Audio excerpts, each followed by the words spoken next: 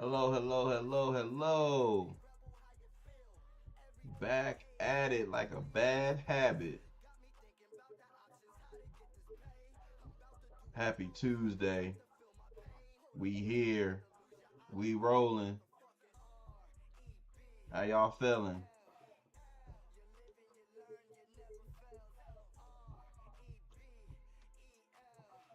It's crazy because it really only be 7 days, but it seems so long since I've seen y'all. Hope y'all are feeling well. Hope y'all are good. Blessed. Because you know that's necessary.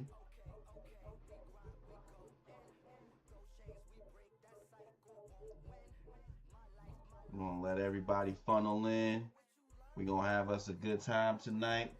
Hope y'all been behaving, doing what you need to do. Keep your life on the up and up.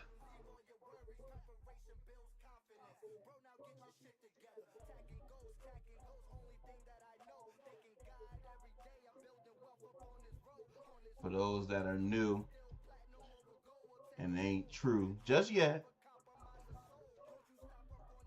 I'm your boy Ceddy P, artist manager, playlist curator, owner of Renaissance Music Records, president of Ball Brothers United, bald-headed scallywag #1, firefighter, sitcom writer, author. Got a lot of jobs.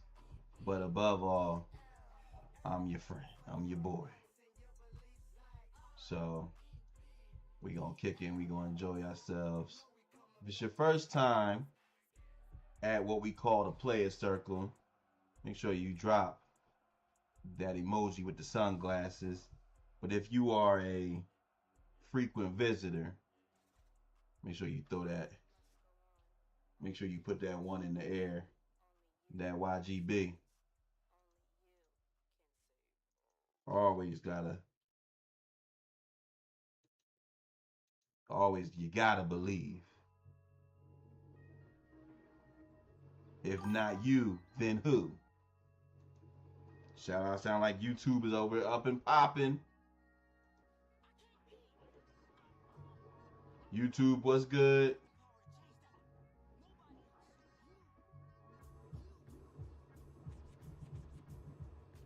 Ooh. We got a great show for you tonight. What y'all been on? What y'all been up to this week? Ed Broke, what's good? How you feeling? Welcome to the Playas Circle. If it's your first time, throw that emoji with the sunglasses up. Make sure you like and subscribe. Got to sub. Got to sub to join the club. You know what I mean? Xavier Ramirez, what's good? I don't mean to put your whole government out there. We're just going to call you X. X, what's good? Good to have y'all here at the Playas Circle. We're going to have a good time tonight. It's been a busy week, man. It's been a busy week.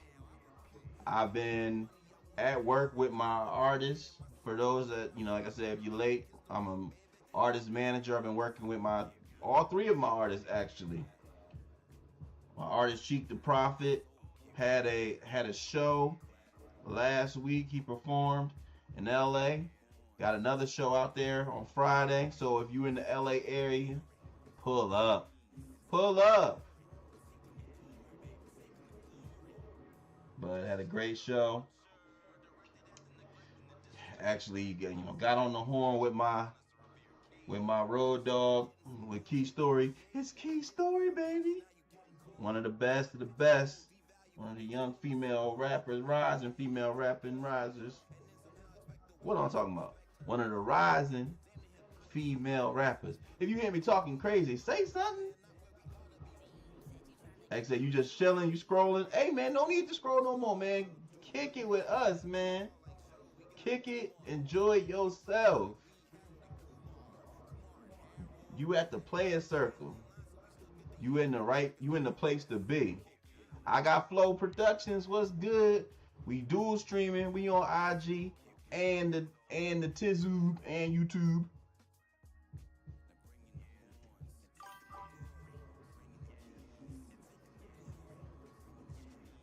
Wildlifers, don't start no stuff. Won't be no stuff. Cause I got some concrete for you right here.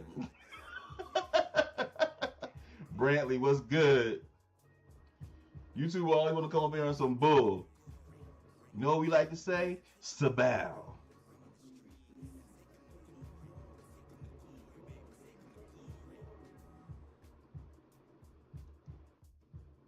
But yeah, I was also I was in the lab with Quest, with Johnny Quest the Rebel. Everybody's working, man. I know, like I said, y'all say what's going on with your artists, man? What's the latest? Patience, grasshopper. Patience.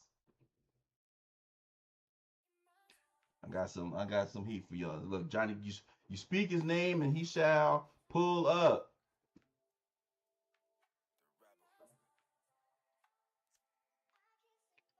But yeah, so other things was going on, man. I was watching a little bit of catching on the IG, saw Fanatics Fest out in New York. Little salty that I didn't pull up because I seen my booski there, Taylor Rooks. Taylor gang. Holla at your boy. Taylor knows she fine. That's why, like I said, I seen she, they have these YouTube, and IG platforms. They got the like where you show off your fits and all of that. Name what you wearing, and I'm like, look at her, look at Ma. But it's professional. You know I love a professional baddie. But Fanatics Fest looked lit. They brought the wrestlers out. LeBron was out there. Think I seen Jigga Man, Mello. I gotta, like I said, I gotta start pulling up.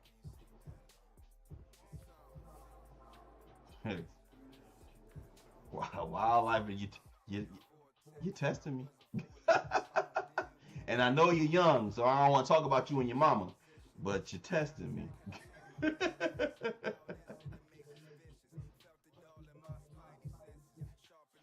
But yes, Fanatics Fest looked like it was quite the show. Now, I gotta express, I got some beef. I got beef in the streets. And before you say, hey, yo, Paul, no, turn your freaky down. That's not what I mean. But I'm gonna have to put my hands on whoever's running the Easy Pass, the Port Authority, the tolls. You're testing my patience. I'm at the crib doing my thug dizzle, and my pop called me, and he's like, Cedric, do you got tolls that you need to pay with Easy Pass? I said, what you got? You act crazy when what you talking about? He said they done sent mail to me. I said, oh hell no. I know you ain't called my pops on me. Now you out here snitching to my damn daddy? Oh, man. It's a wrap for you when I catch you in the streets.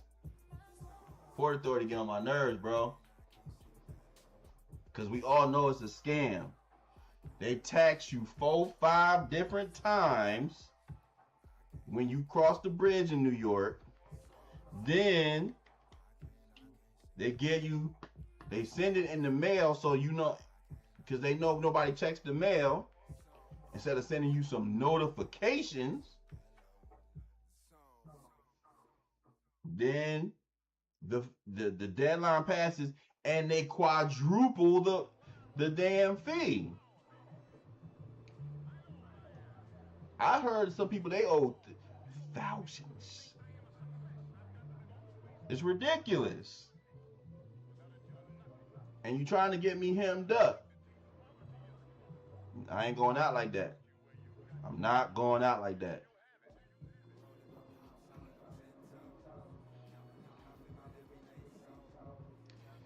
We're going to get into the show. We had a great show last week. We was talking about my fellow bald-headed brothers that was out here tripping. Dame, Dash, and KevOnStage. You know what I mean? Stay positive, bald brothers. That's not how we roll. We talked about the damn bison that knocked the man in the next week. That was crazy. Stop getting close to them animals. They not playing with y'all.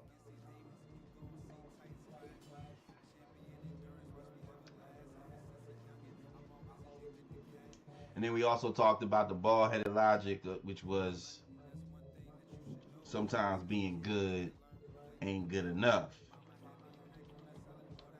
But we're going to get into the show.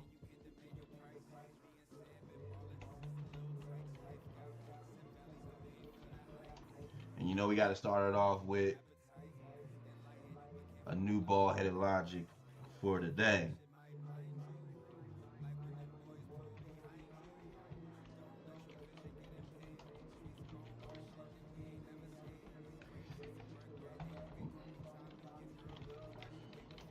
My bad, y'all. Let me do some little, trying to doing some administrative, you know what I mean?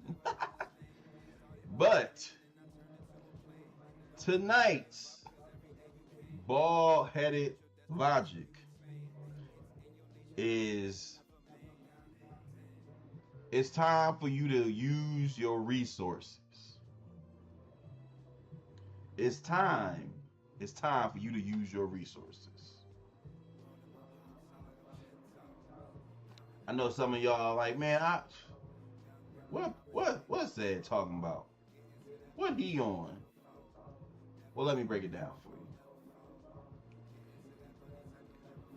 We are all in this space in which we're trying to advance, we're trying to grow, we're trying to elevate. And one of the things that I peep, one of the things I see very often is people feeling like they have to do it on their own, or they trying to take all of that and put it on their shoulders. And I'm here to tell y'all that, to quote the company Rec Philly, independent doesn't mean alone. And in order to elevate, especially to elevate to high levels, it's important to use teamwork, and more specifically, use and utilize the resources that are around you. Now, the thing is with resources, oftentimes people think of resources in the space of somebody helping me with the things that I need, somebody providing me some type of support, some finance, some immediate help. And I'm challenging y'all to go beyond that and advance the depth of the resource. So to advance the depth of the resource, what I'm talking about is sometimes resources present themselves in ways that are not just immediately advantageous to you, not only in the way in which you want to use them. People think of a resource as, like I said, somebody giving them money. But what if that resource is a person that can give you the information that can help you to get that money 10 times over? Sometimes the resource is providing you some knowledge. Sometimes the resource is providing you some constructive criticism. Sometimes the resource is just giving game beyond your line of sight. I want you to take advantage of these resources.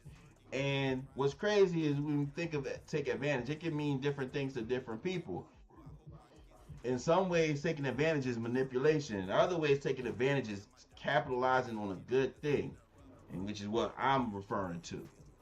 Because some of y'all be taking advantage of people and not taking advantage of people at the same time.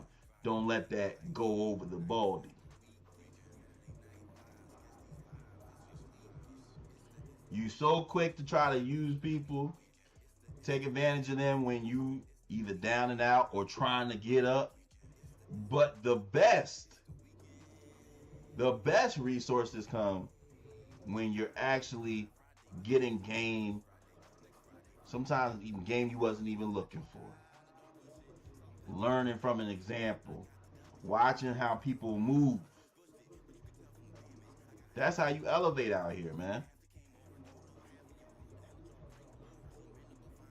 And I urge y'all to take advantage in the right way of the resources that surround you. Some of us got a lot of things that we trying to accomplish. Some of the things, we got a lot we trying to do. And you cannot take that all on your jacket. You know what I mean? It's not all for you to carry that burden. Learn, study, accept the information, the knowledge, the critiques, all of that. Because that's what pushes you. That's what gets you places beyond what your own line of thinking can do. So y'all consider that going forward. Utilize these resources that are available to you. Because the one thing I can tell you, man, is like resources don't last forever. As I was saying earlier, I'm a firefighter, and I've been a firefighter for about 10 years now, going on 10. And one thing that I noticed is that some of the best resources that I had when I first started, as far as great firefighters, are retired. You know, they done went on to their next phase of life. Unfortunately, others have been called to, to the Lord. So these resources don't last forever. And it would be foolish for you to think that and to take advantage of them only in the way in which you see fit. Sometimes them blessings come in ways you can't even imagine. So, I close with saying, take your time, lock in, and utilize those resources. All right? I see my boy in here, Cheek the Prophet. What's good? We was just banging some of that Rebel La Familia. Just letting everybody know, like I said, a reminder, if you out in that LA area, if you making a trip or that's where you stay, that's where you lay your head, Friday night, 24th, at the Hotel Ziggy on Sunset. So, go get that blessing. Go get that live performance from Cheek the Prophet. Now, we're going to keep rolling, keep rocking. Go ahead and get into the next segment of the show. So, I think we should get into the into the "What are you talking about" segment. One of my favorites, where we scour the internet, we see what's been going on, and we observe. So I saw a clip that I need to share, and y'all know me. I'm big on the black culture, big on the both the entertainment, the music, our history, all of that. But I couldn't help but laugh at this post, which led me to an account of a drummer who be vibing and going crazy to classic sitcoms of yesteryear. So the ironic thing is that she is of the lighter hue, and I was baffled when I found my favorite joint, my favorite hit. I said, "Oh no, I know she not playing my jam." Y'all check this out real quick.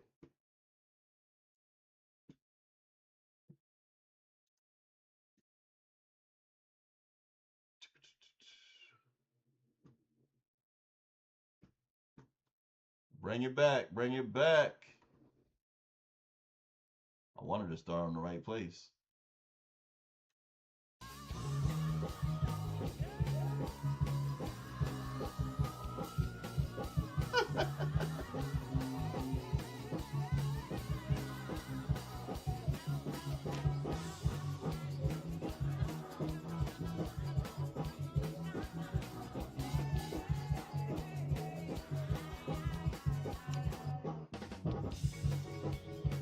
Not the amen, y'all.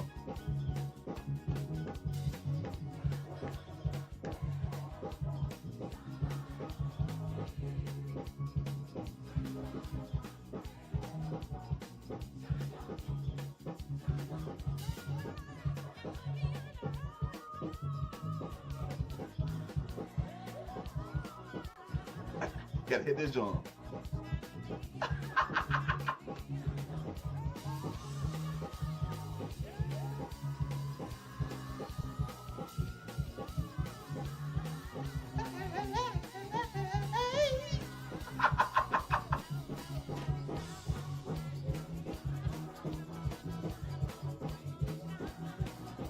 She is going in.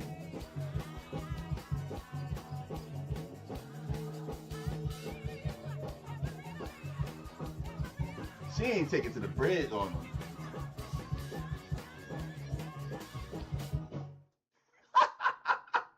Hey, yo. Not the amen, y'all.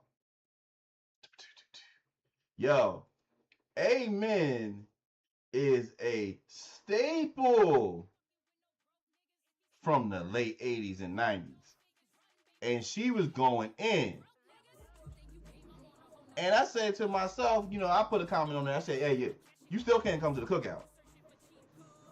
But I will make you a nice to-go plate with wholesome portions. Wholesome portions. But my thing is, why she going in like that? Where's Questlove? Where's Sheila E? But I gotta respect her. I can't even hate. She out here killing them with the damn glasses on. I said, yo, she going in. I need you. Look, ask my peoples. Ceddy P loves some amen. That's what we used to watch that getting ready for school. That Sherman Hemsley. Every once in a while you can find you a nice gem, you know what I mean, on the internet. I ain't mad at it. Not at all. But shout out to Kimmy Drums for going to work. Y'all check out her page. I'll be kind. I don't normally, you know what I mean. I'm all about the promotion of our culture. But I'm gonna let it slide. Give her a to-go plate. Now, another post that caught my eye was this quote or this post from Earn Your Leisure. Now, I check out Earn Your Leisure, which is a great platform, the host of Invest Fest, but Earn Your Leisure, they focus on money and business and trying to help to educate, our youth and our black community. Now, they had a very interesting post,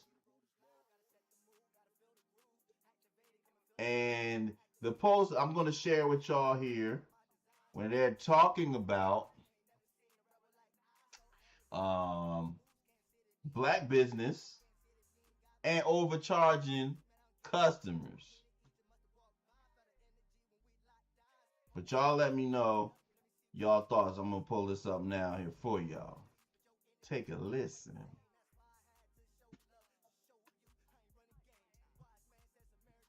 The statement within itself doesn't even make any sense. What group of people, country, ethnicity, nationality has a functional economy without commerce? What is the definition of commerce? A trade of money for goods and services. That has been around before Jesus was born. That's been around. When they was trading, it's been around. So, but what you need to understand is that the prices that black entrepreneurs charge for their goods and services on average is actually 50 to 65% lower than their white counterparts. That's important. We really got to educate the consumer, because a lot of times the consumer is not educated and they're running with narratives that they themselves don't even fully understand because somebody else told them. Now, how is that detrimental to the black entrepreneur? Because the black entrepreneur makes 50 cents for every $1 that the white entrepreneur makes.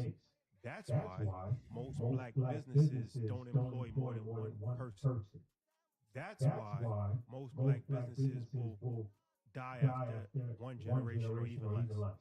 That's why there's only 7 black businesses on the stock market where there's 5,000 businesses. So, for your education, white businesses, non-black businesses, actually charge twice as much. And guess what? You'll pay. Now, shout out to Earn Your Leisure. I think this is a very, very multifaceted conversation. And for those that know me, know that I am a huge proponent of the phrase, two things can be true. I think their thoughts surrounding black businesses and the narrative and the experience in terms of the upcharge or the higher prices is very valid. It's very, very valid. There are a number of reasons surrounding why when you go to black businesses, it appears to be such a difference in prices. But in addition to that, I think there's also a case that needs to be made in the space that we as black businesses have to outwork the narrative, if that makes sense. Because some of those things do hold true in case by case basis. An example for me as a man, even though I'm trying to slim down, trying to cut the bacon off my back. As a man who visits, black, dining experiences, black restaurants, I find that black businesses, based on their tier of business, the prices do seem to be a bit high. Furthermore, with the prices being high, it does not always, again, not always represent an increase in the volume, we'll say. Let's just use volume. I will say that there are a number of incredible businesses and establishments I love to go to where you're going to get that. You know what I mean? Damn, where did we go in Philly, that restaurant? Um, Ooh, man, what was the name of that restaurant? Let me figure that one out because we had us a good time. Right. Yeah, I gotta look that up because Kitchen and Cocktails. Yeah, I had a great time at Kitchen and Cocktails when I went there with myself and my family. So the experience, the decor, all that was there, and I felt like the prices were reasonable for the experience. Um, I think where it goes wrong is, like I said, the up and coming to businesses, the small business that are trying to elevate into that space. And I think what happens is the reason that's happening is because of the resources or lack thereof. No pun intended with the ball headed logic, but the certain resources that are being used are costly to these businesses.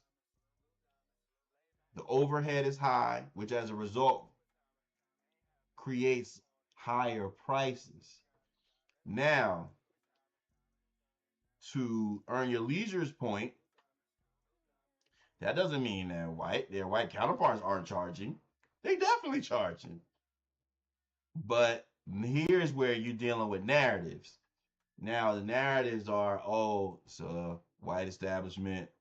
It is a developed establishment, reputable, and so people are willing to charge.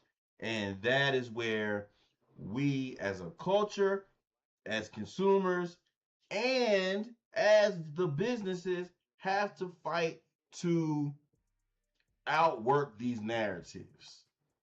We have to fight to outwork these narratives. Our black businesses are qualified, our black businesses are reputable, and we not only have to acknowledge that, but the businesses have to live up to that standard so that we can continue to put dollars back into our community, not just from the support standpoint, but for the standpoint or from the standpoint of them being equally as quality in an equal level of quality as the white counterparts.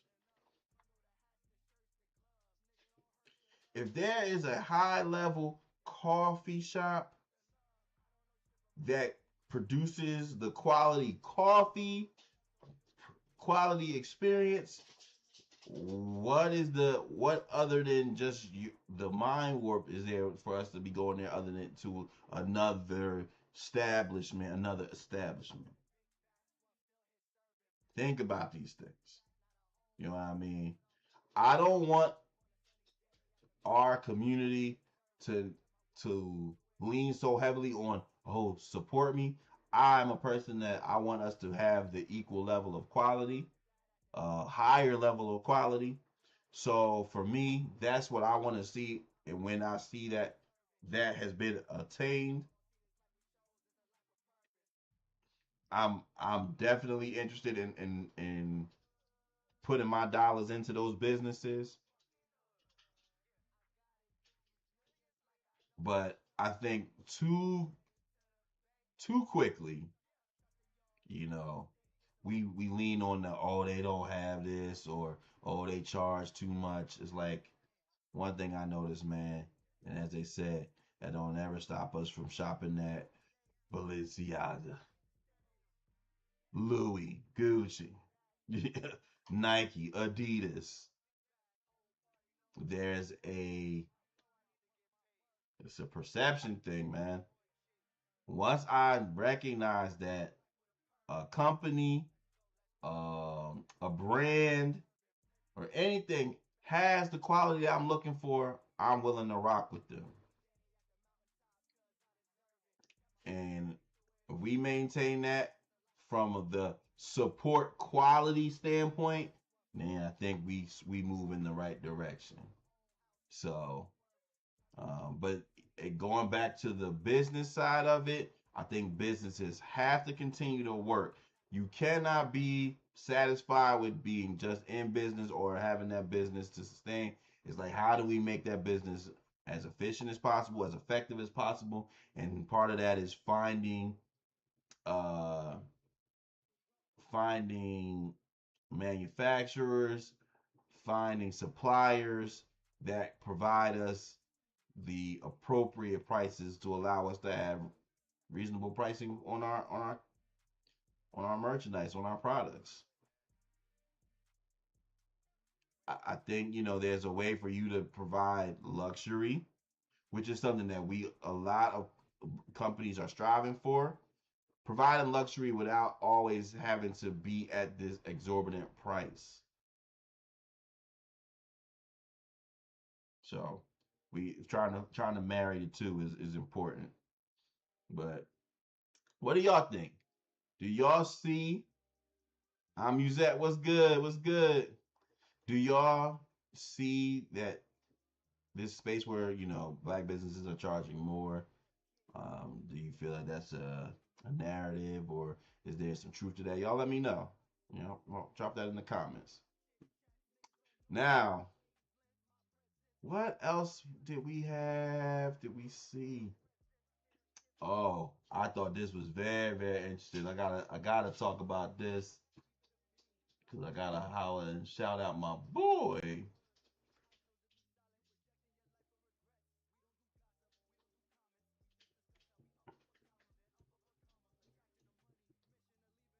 So I was on Twitter, and Twitter had a very, very great post, and the post was from the homie Elsie, and Elsie was interviewing the rising rapper Lareezy. Shout out Lareezy. Lareezy, managed by my homie Eric Vander. Shout out my boy E. And I just thought that this particular segment of the interview was very, very eye-opening and highlighted my boy being wise beyond his years. So I will share this with y'all, and y'all let me know what y'all think about my boy.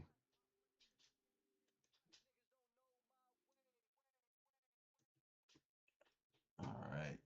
Take a listen. Take a listen.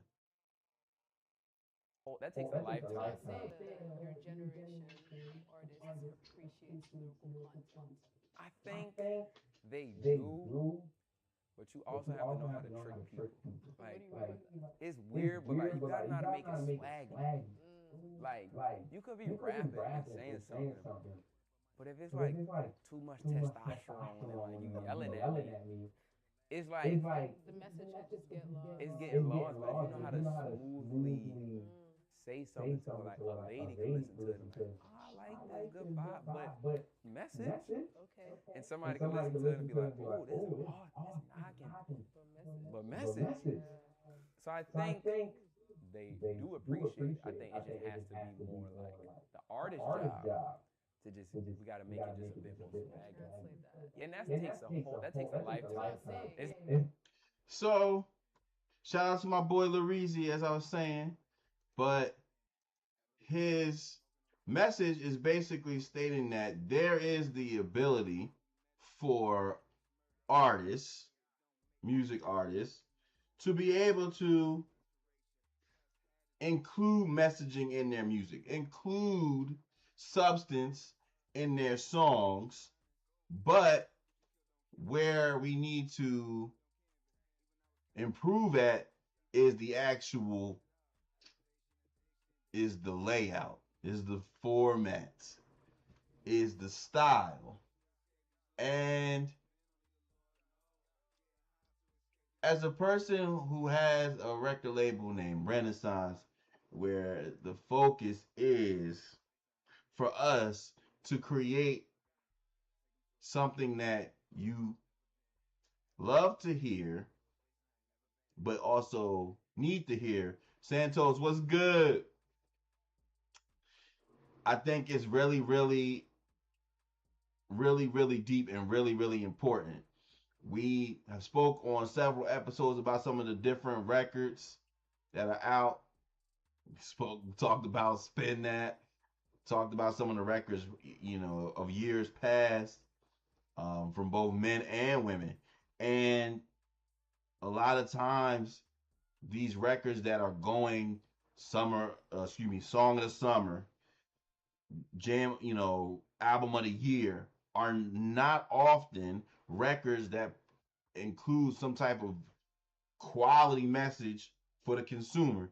It's usually a message of toxicity, negativity, some type of ivity. And I personally believe that there is an ability for artists to give us both style and substance. But in order to do it, you gotta have some style to it. You gotta come correct. And Larizi, as I said, a person that sounds like he's wise beyond his years, um, really basically laid it out for how you get that done. And to me, that is really, really locking in on obviously creating a sound, creating a wave, creating the layout and the format that people are going to react well to. And in that is when you input the message. I think that's where we gotta go.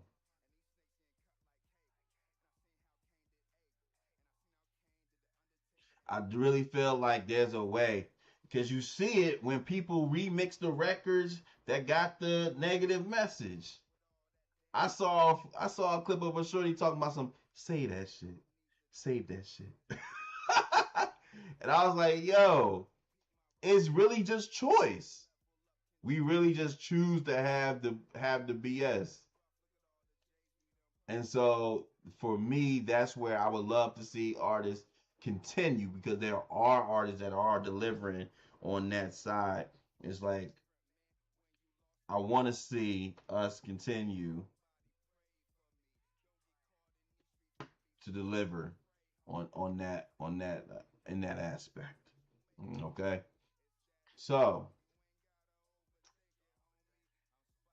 y'all let me know your thoughts, man. Can you have a hit record? Can you have a song of the summer that doesn't necessarily talk about some bullshit?